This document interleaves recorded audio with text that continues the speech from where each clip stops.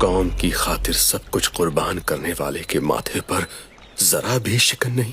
हाँ, जब कभी भी हम उनके सामने माता जी या साहबजादों की बात करते हैं तो तेरा पाना मिठा लागे कहकर बात शुरू होने से पहले ही खत्म कर देते हैं।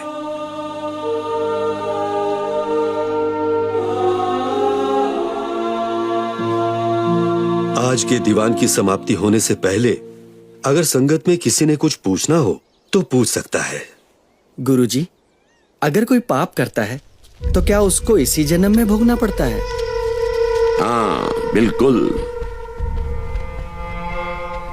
गुरु साहब ने समझाया, पापों का हिसाब यहां ही देकर जाना है।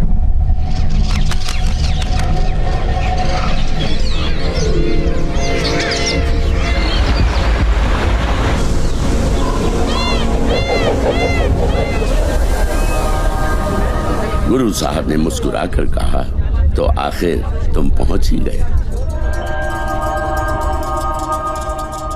बड़ी दूर से आए लगते हो। जी गुरुजी, हमें आशीर्वाद दीजिए। गुरु साहब ने कहा, वाहेगुरु तुम्हारी मुरादें पूरी करे। गुरुजी, पापी और अपराधी में क्या अंतर होता है? पापी वो होता है जो पाप करने के बारे में सोचे। अपराधी वो होता है जो उस सोचे हुए पाप को अंजाम तक ले जाए। क्या पापी का चेहरा पढ़ा जा सकता है?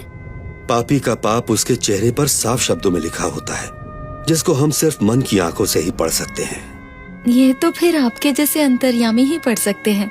हम तो किसी पर भी धोखा खा सकते हैं। गुरु साहब ने कहा, धोखे से ही तो 5वें गुरु साहब को लाहौर बुलाया गया था। क्या उनको पता नहीं था? पता था, पर रब को प्यार करने वाले रब की रजा में ही रहना पसंद करते हैं। गुरुजी, इन तुर्कों के पापों का हिसाब कौन करेगा? क्या उनको भी कभी उनके किए सारे जुल्मों की सजा मिलेगी? गुरु साहब ने समझाया, जैसा अनाज धरती में बीजोगे वही उगेगा, उसी को काटना पड़ेगा। काटने की ऋतु कब आएगी ये निरंकार जानता है। गुरुजी, इतनी भी गर्मी नहीं। फिर इन दोनों के माथे पर पसीना, इन दोनों की आंखों में मैंने अजीब सी बेचैनी देखी है। बाकी आप जग ज्ञाता हो।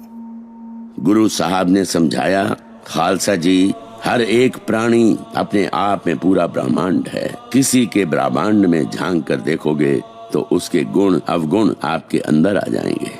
अच्छा यही होगा कि हम अपने अपने ब्रह्मांडों की खोज करें। इसी खोज में ही हमारे मन को सुख और शांति